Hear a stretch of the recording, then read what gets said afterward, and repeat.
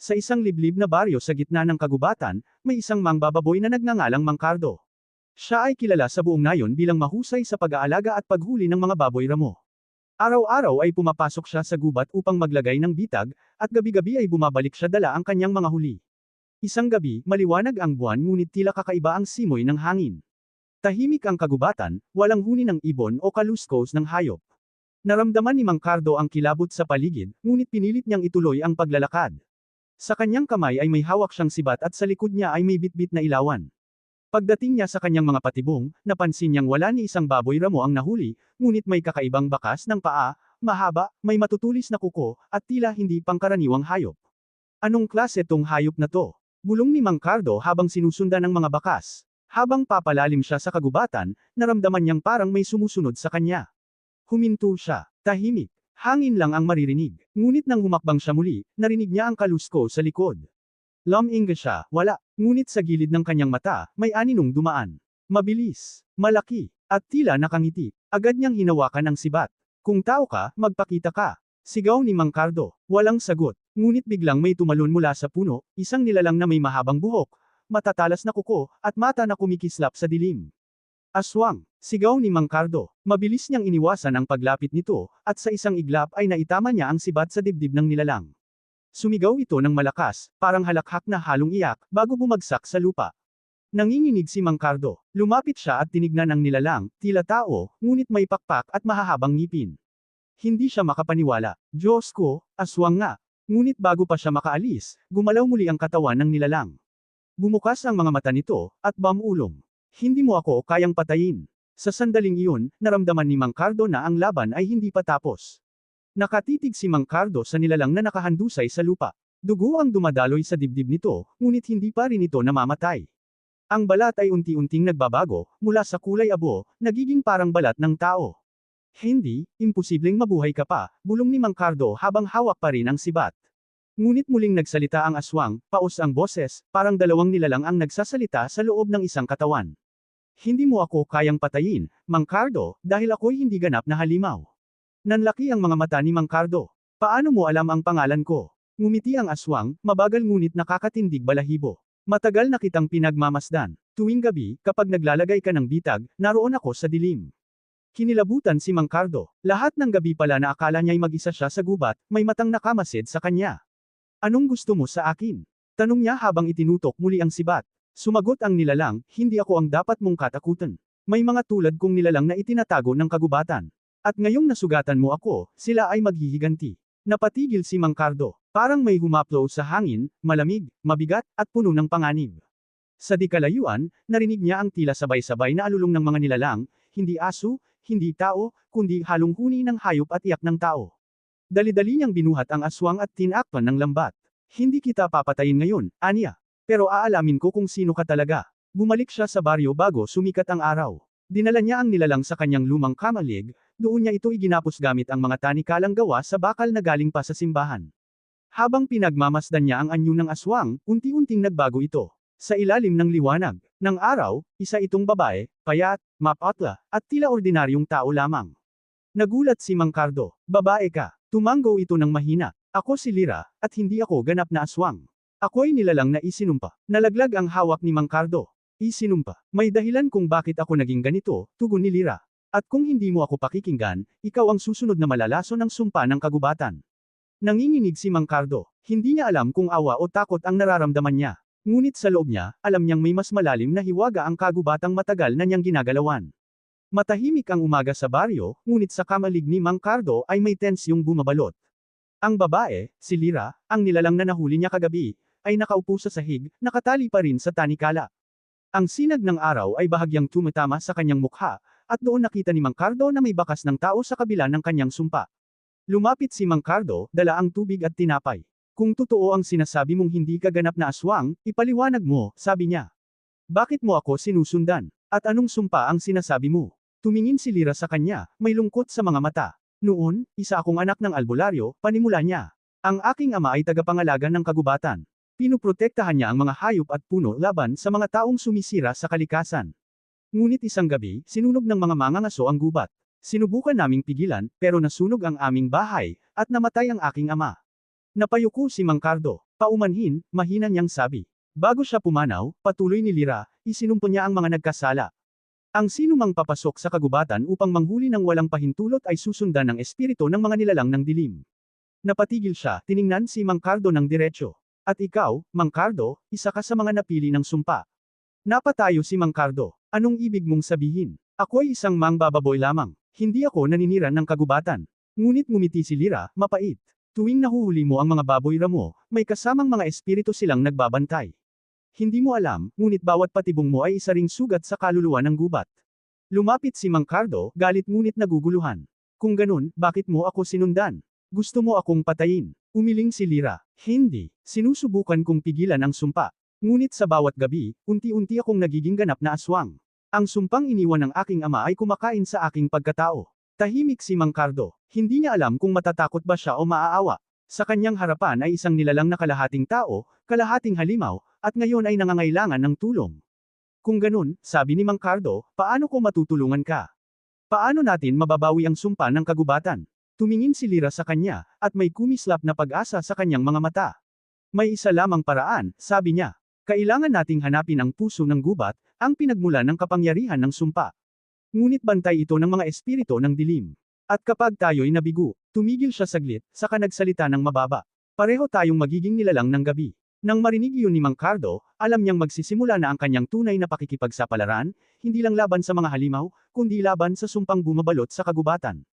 Kinabukasan, habang bumubukang liwayway, naghanda si Mang Cardo. Dala niya ang kanyang sibat, lambat, at isang lumang krusipiho na bigay ng pari sa baryo. Sa tabi niya, si Lira, mahina ngunit determinadong makasama siya sa paglalakbay. Bago sila umalis, tinanong ni Mang Cardo, sigurado ka bang gusto mong bumalik sa gubat na iyon? Di ba't doon ka isinumpa? Tahimik na tumanggo si Lira. Doon din nakatago ang tanging paraan para ako'y maging tao muli. Pero tandaan mo, Mang Cardo, hindi na katulad ng dati ang kagubatan. Habang naglalakad sila papasok, unti-unting lumalalim ang dilim kahit araw pa. Ang mga puno ay tila yumuyuko, at ang mga ugat ay parang kumikilos sa lupa. Ang hangin ay mabigat, at may mga bulong na naririnig si Mang Cardo, mga tinig na parang nagmumula sa mismong mga dahon. Hindi ko gusto tong pakiramdam na to, bulong ni Mang Cardo. Ngumiti si Lira ng mapait. Iyan ang mga espiritu ng gubat.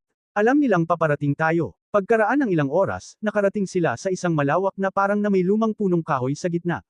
Ang puno ay napakalaki, at sa paligid nito ay may mga bilog na bato na tila altar. Yan ang daan papunta sa puso ng gubat, sabi ni Lira. Ngunit hindi tayo basta makakalapit. May bantay dito, ang unang tagapangalaga. Pagkasabi niya noon, biglang kumulog. Umuga ang lupa, at mula sa ilalim ng punong iyon ay lumitaw ang isang dambuhalang baboy ramo. Ang mga mata nito'y pula, at ang katawan ay natatakpan ng itim na usok. Ang bawat hakbang nito ay parang lindol. Diyos ko, bulong ni Mang Cardo. Iyan ang baboy ramong pinakatakot ng lahat ng manghuhuli. Hindi yun ordinaryong baboy ramo, sabi ni Lira. Iyan si Bakunawa ng lupa, ang espiritong nagbabantay sa daan. Isa siyang dating nilalang na ginawang hayop ng sumpa. Hinugot ni Mang Cardo ang kanyang sibat. Kung baboy ramo man yan, kaya ko yan.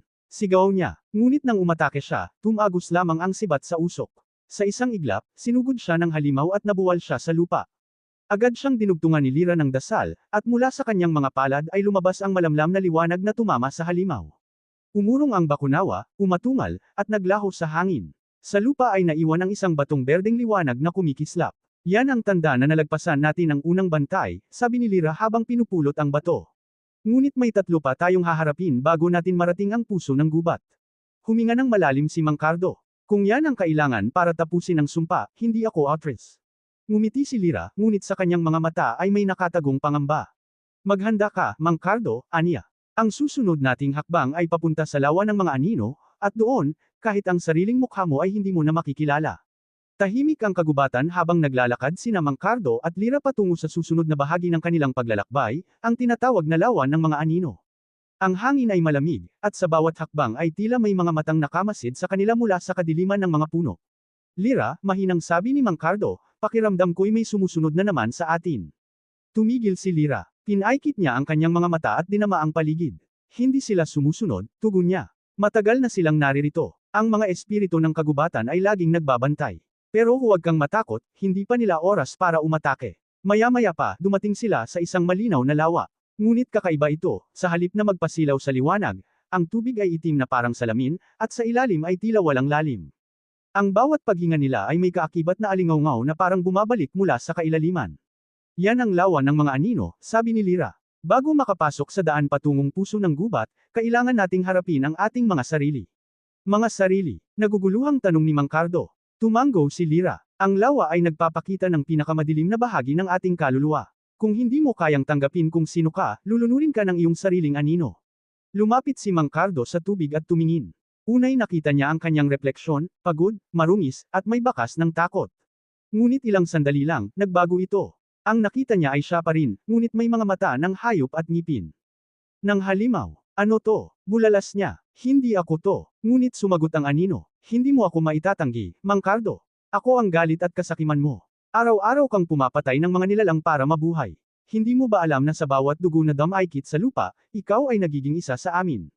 Nanginginig si Mang Cardo. Tinangka niyang umatras, ngunit hinawakan siya ng malamig na kamay mula sa tubig. Mabilis siyang sinunggaban ng anino, pilit siyang hinihila pababa sa lawa. Lyra, sigaw niya. Agad tumalon si Lyra, at sa kanyang kamay ay lumitaw ang liwanag na asol. Tinamaan ng liwanag ang anino, at ito'y nagsimulang umusok at lumabo. Mang Cardo, lumaban ka, hindi ka yan. Iyon ay bahagi lamang ng sumpa na gustong sakupin ang puso mo. Sigaw niya. Pumikit si Mang Cardo at sumigaw. Hindi ako halimaw. Ako ay tao, at ako'y hindi alipin ng sumpa. Sa isang iglap, naglaho ang anino, at ang lawa ay muling naging payapa. Tumigil si Lyra sa paghinga, pagod at namumutla. Lyra, ayos ka lang? Tanong ni Mang Cardo habang ay nalalayan siya. Ngumiti ito ng mahina. Ayos lang ako, pero kailangan nating magmadali. Ang lawa ay gumising sa mga tagapagbantay ng kagubatan. Hindi tayo ligtas dito. Tumayo si Mang Cardo at tumingin sa malayo. Sa gilid ng lawa ay may liwanag na tila daan papunta sa susunod na bahagi ng gubat, ngunit sa malayo, may mga aninong kumikilos, mga matang pula na nagliliwanag sa dilim. Lyra, bulong niya, mukhang hindi lang mga anino ang gigising ngayong gabi. Ngumiti si Lyra ng may kaba. Oo, Mang Cardo, sapagkat papalapit na tayo sa puso ng gubat, at doon magsisimula ang tunay na laban. Lumalim na ang gabi ng tuluyan nang makatawid sina Mang Cardo at Lyra mula sa lawa ng mga anino. Ang paligid ay nababalot ng usok at kakaibang liwanag na berde, parang may buhay ang mismong hangin. Sa di kalayuan, naririnig nila ang mga alulong at bulong ng mga espiritu. Lyra, mahinang sabi ni Mang Cardo, naririnig mo ba yon? Tumango si Lyra. Oo, sila na yun, ang mga tagapagbantay ng kagubatan. Bago pa man makasagot si Mang Cardo, biglang umihip ang malakas na hangin. Ang mga dahon ay umikot na parang ipu-ipu, at mula sa gitna ng dilim ay lumitaw ang tatlong nilalang, mataas, makikinis ang balat, at may mga pakpak na yari sa dahon at usok. Mga tao, wika ng isa sa kanila na may boses na parang hangin, walang sinumang may karapatang tumawid patungo sa puso ng gubat. Sumigaw si Lyra, tagapagbantay. Ako si Lyra, anak ni Albularyong Lantian, tagapangalaga ng kagubatan. Hindi kami kaaway. Tahimik ang tatlong nilalang. Pagkatapos ay lumapit ang isa, tiningnan siya mula ulo hanggang paa. Nararamdaman namin ang sumpa sa dugo mo, Lyra. Isa ka ng kalahating aswang. Dapat ka naming wasakin. Agad pumasok si Mang Cardo sa pagitan nila. Kung gusto niyong patayin siya, unahin niyo muna ako. Ngumiti ang nilalang. Tao, hindi mo alam kung anong nilalabanan mo. Ngunit bago pa sila makagalaw, biglang kumislap ang berdeng batong nakuha nila sa laban kay Bakunawa ng lupa. Lumino ang paligid, at napaatras ang mga tagapagbantay. Ang batong iyan, bulong ng pinakamatanda sa tatlo. Ang selyo ng lupa, ibig sabihin, nalagpasan ninyo ang unang pagsubok. Hindi kami narito para sirain ang kagubatan, sabi ni Lyra. Nais lang naming putulin ang sumpang kumakain sa kalikasan at sa akin.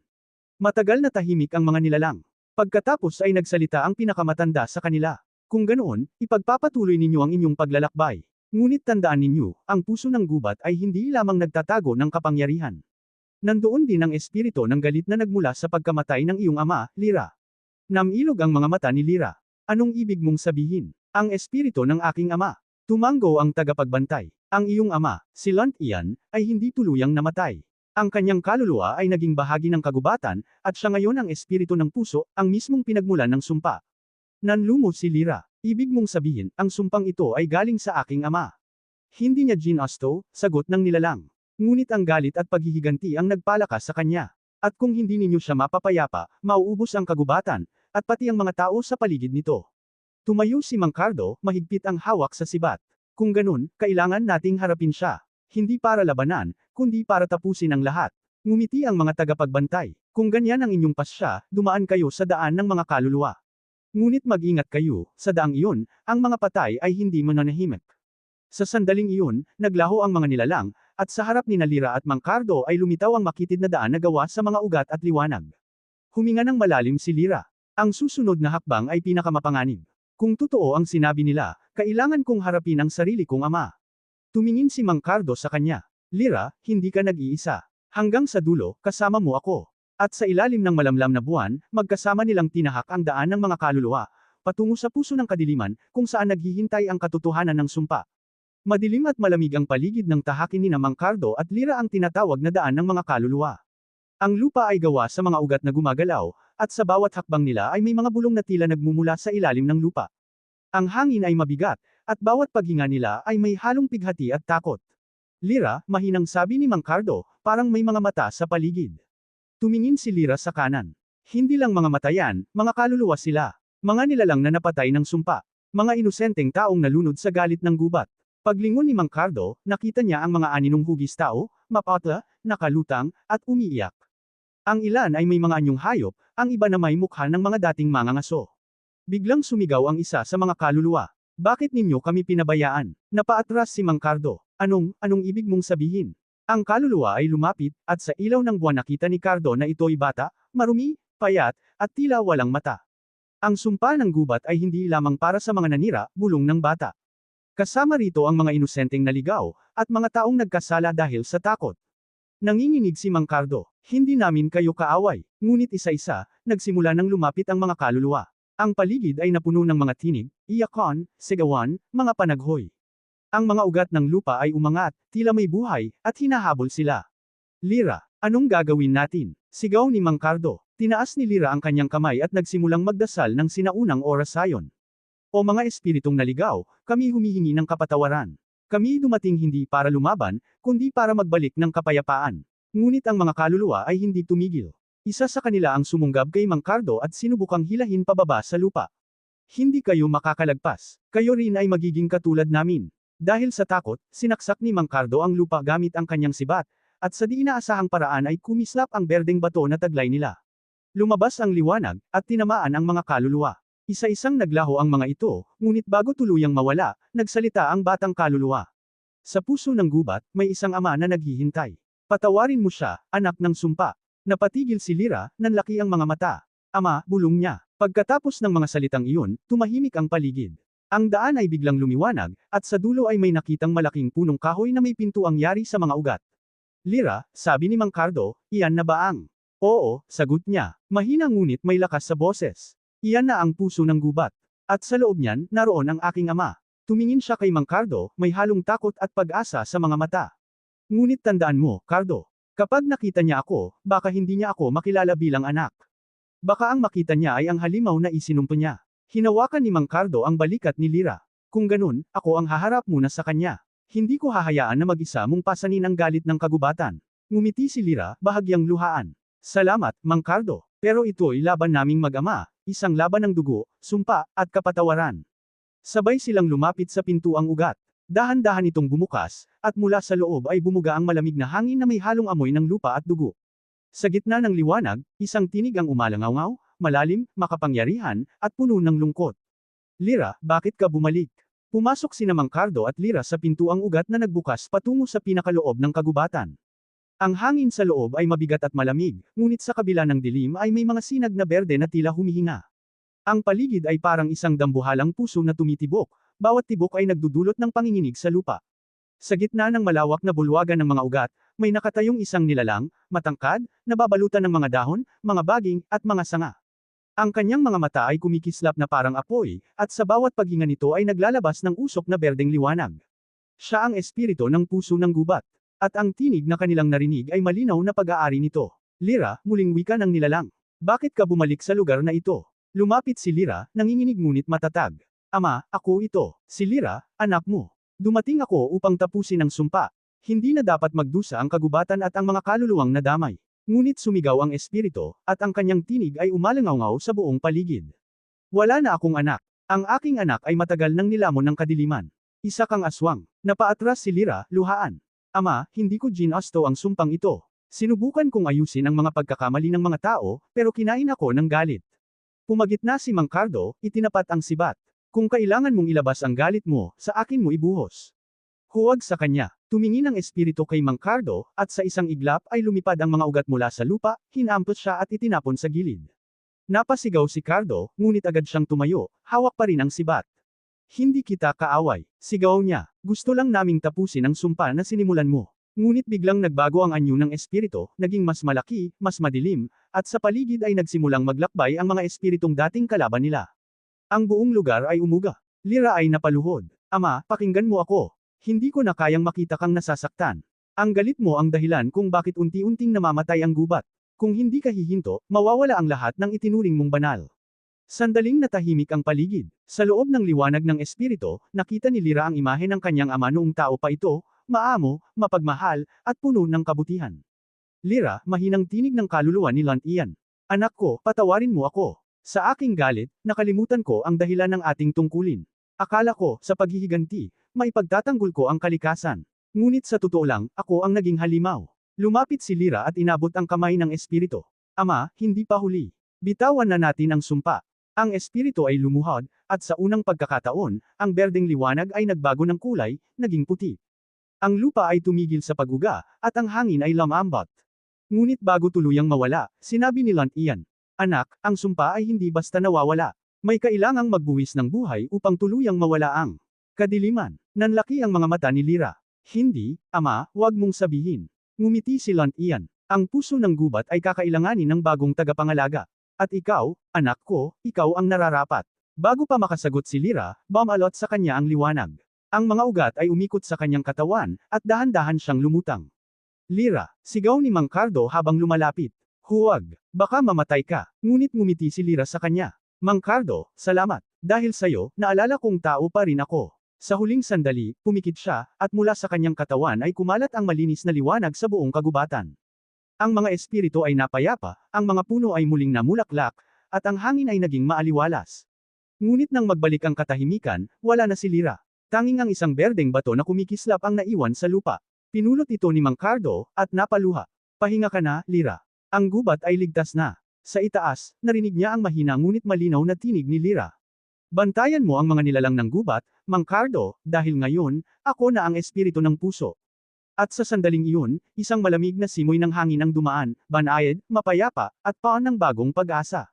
Pagkalipas ng ilang araw matapos ang sakripisyo ni Lyra, unti-unting nagbago ang kagubatan. Ang dating madilim at mabangis na lugar ay tila muling isinilang, ang mga puno ay nagsimulang mamukadkad, ang mga ilog ay lumino, at ang mga hayop na dati nagtatago ay muling lumabas sa liwanag. Si Mang Cardo, na dating takot sa kagubatan, ngayon ay naging tagapangalaga nito. Araw-araw, pumupunta siya sa bukal kung saan nawala si Lyra, dala ang kanyang lumang sibat na ngayon ay ginagamit lamang sa pangangalaga ng mga hayop, hindi sa panghuli. Sa gitna ng mga halaman, nakatirek ang berdeng bato na naiwan ni Lyra, kumikislap tuwing sumisiklab ang araw. Minsan, kapag humihip ang hangin, tila naririnig ni Mang Cardo ang boses ni Lyra. Mang Cardo, ang kalikasan ay parang puso, kailangan itong pangalagaan upang patuloy na tumibok. Minsan ay pumupunta ang mga bata mula sa nayon upang makinig sa kanyang mga kwento. Ikinukwento niya kung paano niya nakaharap ang isang nilalang ng dilim, at kung paanong isang aswang ang naging tagapagtanggol ng kagubatan. Hindi siya pinaniniwalaan ng iba, ngunit sa tuwing madadaan sila sa gubat, napapansin nila ang kakaibang katahimikan at kalinisan nito, tila may mga matang nagbabantay mula sa mga anino. Isang gabi, habang si Mang Cardo ay nag-iikot, napansin niya ang kakaibang liwanag mula sa itaas ng punong malapit sa bukal. Inakyat niya ito, at sa dulo ng sanga ay nakita niya ang isang maliit na diwata, may berdeng buhok at mga pakpak na parang dahon. Isa ka bang espiritu ni Lyra? Tanong ni Cardo, manghang-mangha. Ngumiti ang nilalang. Hindi ako si Lyra, ngunit ako ay bunga ng kanyang sakripisyo. Ang mga bagong tagapagbantay ng kagubatan ay isinilang mula sa kanyang puso. Mula sa mga dahon, nagsilabasan ang iba pang maliliit na nilalang, mga duwende, diwata, at mga espiritong liwanag. Lahat ay lumapit kay Cardo at yumuko bilang paggalang.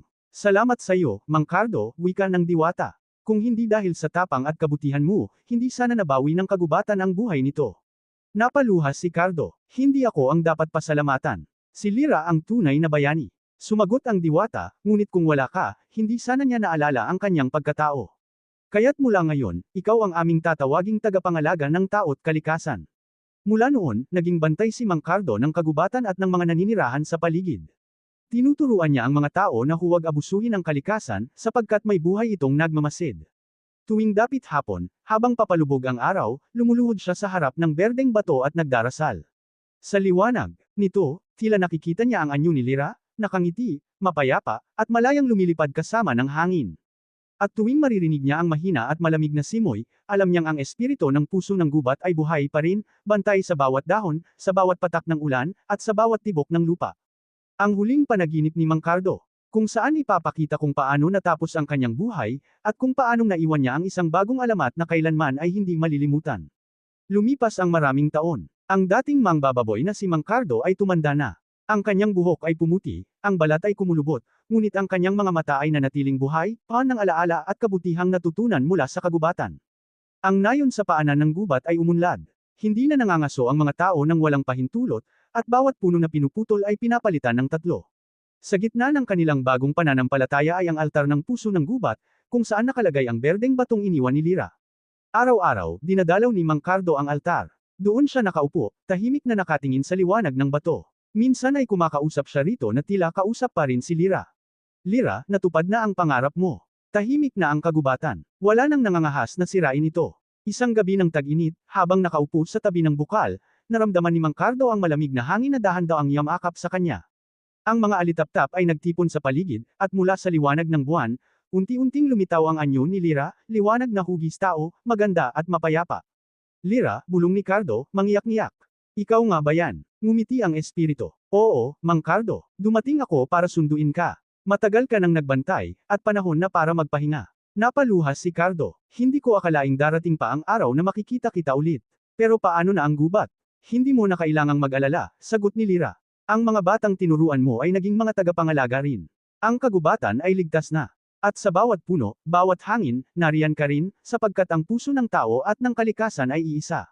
Lumapit si Lyra at inabot ang kanyang kamay. Halika, Mang Cardo, oras na, ngumiti ang matanda. Kung ganyan, sabay na tayong magbantay sa itaas. Sa sandaling magtagpo ang kanilang mga kamay, kumalat ang liwanag sa buong kagubatan. Ang mga ibon ay sabay-sabay na umawit, ang mga bulaklak ay namukadkad kahit gabi, at ang berdeng bato ay nagningning ng higit sa dati, hanggang sa tuluyang mawala si Mang Cardo sa lupa. Kinabukasan, natagpuan ng mga taga-nayon ang kanyang katawan sa tabi ng bukal, nakangiti, may hawak na sanga ng puno sa isang kamay. Sa kanyang mukha ay kapayapaan, at sa paligid niya ay pawang mga paru-parong berde.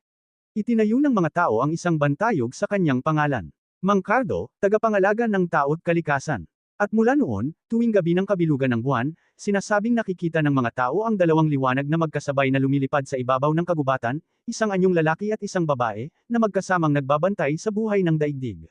Sa bawat ihip ng hangin, maririnig ang kanilang mga tinig. Ang kalikasan ay buhay. Alagaan mo ito, at aalagaan ka rin nito. Wakas.